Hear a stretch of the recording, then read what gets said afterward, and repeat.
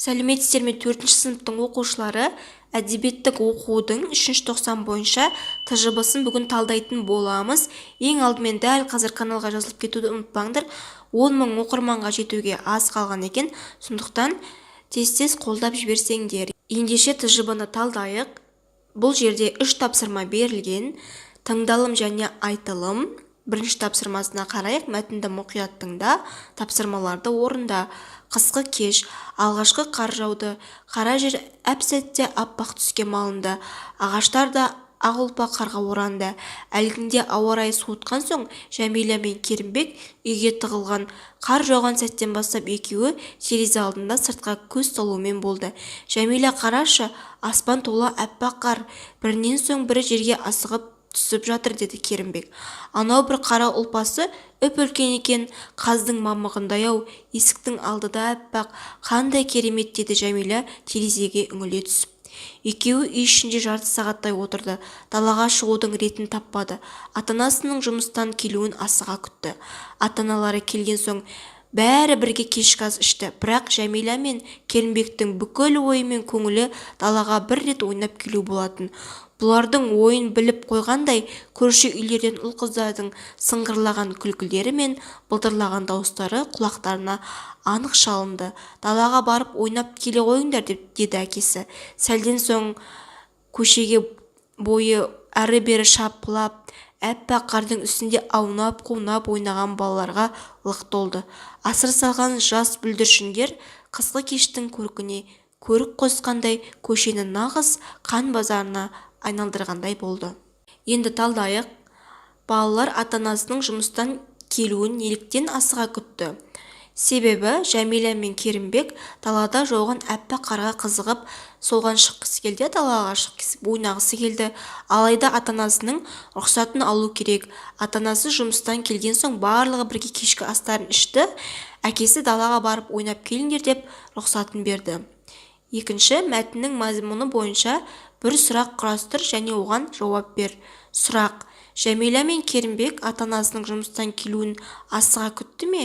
Жауап: иә, күтті. Келесі екінші тапсырмаға қарайық. Берілген жоспардан қалаған бөлікті таңдап, мазмұнын бірінші жақта өзгертіп жаз дейді. Балалар, бірінші жақта біз өз атымыздан айтамыз. Алғашқы қар жауды, қара жер әп-сәтте аппақ түске малынды. Әлгінде күн суытқан соң інім Керімбек екеуміз үйге кірдік. Қар жауған сәттен бастап екеуміз терезе алдында отырып сыртқа көз салумен болдық. Екеуміз үй ішінде жарты сағаттай отырдық. Далаға шығудың ретін таппадық. Ата-анамыздың жұмыстан келуін асыға күттік деп жазсаңдар болады. Екінші, оқылым бойынша тапсырмаларға қарайық. Өлеңді түсініп оқы, тапсырмаларды орында. Табиғат таң қаламын тамашаңа, өзіңсің жасыл қорған барша адамға. Саяңда ләззат алып демаламын, қамқор боп жүрем саған әрқашанда. Таза ауа жасыл шалғын көмкерілген, айдың көл күміс табақ төңкерілген. Кең дала жасыл жайлау мақтанышым, көкжиектен күлімдеп күн көрінген. Сұлу сыры сылаңдайды сылдыр қағып, жарқырап ақ күмістей сулар ағып. Тұнған бір айналасы жеміс-жидек көргендер сүйсінеді таңдай қағып. Бой түзеп жайқалады қарағашың, ақызыл алма таққан алмағашың. Жүзімнің шәрбәт дәмі бал шырындай, аралаймын тоймай бір бақ арасын. Адамзат аялайық табиғатты, болмайық табиғатқа аса қатты. Адамның адамдығы біле білсек, табиғат тазалығы міне нақты. Өлеңдегі негізгі ойды білдіретін жолдарды тауып көшіріп жаз. Балалар, осы өлеңдегі негізгі ойды білдіретін ол ең соңғы шумаққа қарайық. Адамзат аялайық табиғатты, болмайық табиғатқа аса қатты. Адамның адамдығы біле білсек, табиғат тазалығы міне нақты. Осы жерді дәптерлеріңе түсіріп алыңдар. Екінші, өлеңге ат қой. Өлеңге табиғат ана немесе табиғат деп ат қойсақ болады. Үшінші, өлеңдегі қарамен берілген сөздерді кестеге жіктеп жаз. Бұл жердегі өлеңдегі теңеу сөздер ақ күмістей, бал шырындай, ал эпитеттер айдың көл, күміс табақ. Жазылым бойынша үшінші тапсырмаға қарайық. Оқылымға берілген өлеңдегі көркем сөздерді қолданып, табиғат және адам тақырыбына шағын мәтін құрап жаз. Берілген жоспарды қолдан дейді. Бұл жоспар үш бөліктен тұрады. Адам табиғаттың ажырамас бөлігі, екінші табиғат тіршілік көзі, үшінші табиғатты қорғау әр адамның парызы. Енді шағын мәтін құрайық. Табиғат адамзат өмір сүріп жатқан ортақ үй, ортақ мекен. Адам мен табиғат егіз ұғым.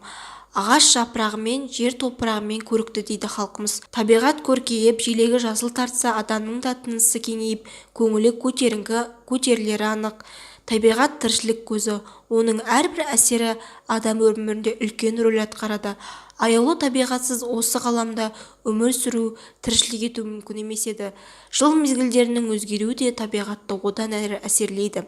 Табиғатты қорғау, табиғатты аялау әр адамның міндеті. Үлкен кіші әрдайым оны таза ұстап, құрмет тұту қажет.